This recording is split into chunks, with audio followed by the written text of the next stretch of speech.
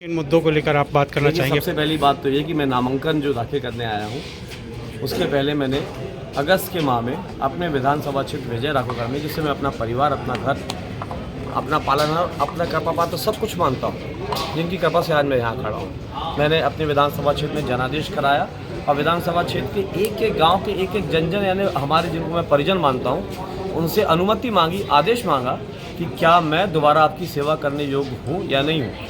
अगर मेरे क्षेत्र के लोग अगर मुझे चाहते हैं कि मैं दोबारा चुनाव लड़ूँ और विधानसभा क्षेत्र के लोगों की सेवा करूँ, तभी मैं चुनाव लड़ूंगा। और मेरा सौभाग्य है मेरा कि मेरे क्षेत्र के परिजनों ने, जन ने, माताएं, बहन, बुजुर्ग, नौजवान सभी लोगों ने मुझे आशीर्वाद दिया। 75% से ज़्यादा लोगों ने मुझे निर्देशित किया, आदेशित किया कि जाओ चुनाव में भारतीय जनता पार्टी से टिकट मांगो, प्रत्याशी बनो और क्षेत्र की सेवा करो। मैं आज अपने क्षेत्र के परिजनों के आदेश का पालन करते हुए और भारतीय जनता पार्टी की तरफ से प्रत्याशी के रूप में आज यहाँ पे मुहूर्त के अनुसार नामांकन भरने आया हूँ।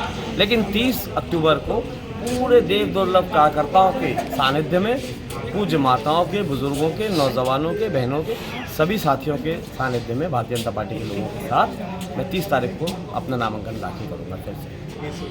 जैसा कि क्षेत्र में जो अभी कांग्रेस के प्रत्याशी हैं, उन्होंने अपनी बात रखते हुए कहा कि भय मुक्त बनाना है। किसका भय?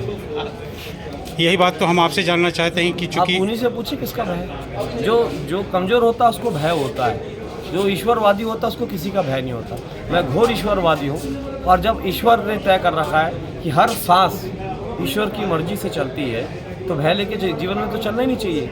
और जो स्वयं भयभीत रहेगा वो दूसरों का भय कैसे दूर कर पाएगा। तो निर्भय होकर जीवन जीना चाहिए, ईश्वर के ऊपर विश्वास रखना चाहिए। आपका जीवन ईश्वर के हाथों में छोड़िए, अपने कर्म आप अपने हाथ में रखिए। अच्छे सत्कर्म करेंगे, अच्छे कार्य करेंगे तो ईश्वर परिणाम में आपको हमेशा अच्छा देगा। आपको क्या लगता है कि भाजपा की सरकार इस बार बना पाएगी प्रदेश में? अब वैसे तो परसेंटेज के हिसाब से देखा जाए तो 100 तक परसेंटेज गिना जाता है कि 1 से लेकर 100 तक। मैं आपको कह रहा हूँ 1 लाख नहीं 1 करोड़ प्रतिशत भारतीय जनता पार्टी की सरकार भारी बहुमत के साथ बनने जा रही है। और मैं महाभारत काल का संजय तो नहीं हूँ, लेकिन वर्तमान काल में भी मैं संजय हूँ।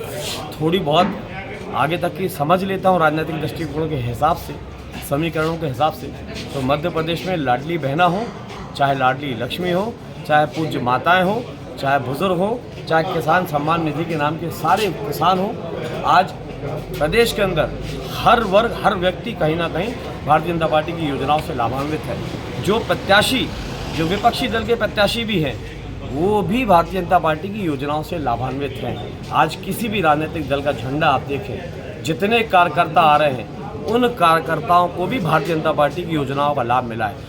आप बजरंगबली की कसम, दुर्गा मैया की कसम, प्रभु श्री राम की कसम दिला के उन कार्यकर्ताओं से पूछ लें कि क्या आपकी पत्नी को भी लाडली बहना का लाभ मिल रहा है कि नहीं, तो बोलेंगे मिल रहा है। तो लाभ पूरा लेते हैं भारतीय जनता पार्टी में और झंडा लेते हैं दूसरों का।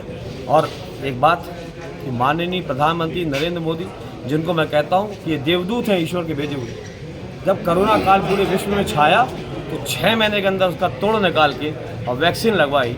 उसी वैक्सीन के लिए आदरणीय राहुल गांधी जी कहते थे कि भाजपा की वैक्सीन मत लगवाना। बाद में उनने भी वही वैक्सीन लगाई और कांग्रेस के नेता अगर आज यहाँ तक आए हैं और जीवन सुरक्षित होकर आए हैं, भारतीय जनता पार्टी की वैक्सीन उनको भी लगी है।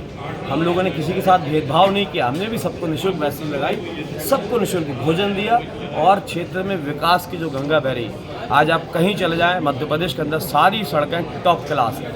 तो विकास में हम कहीं पीछे नहीं है। 100% नहीं, 1 करोड़ % भारतीय जनता पार्टी की सरकार बनने जा रही है।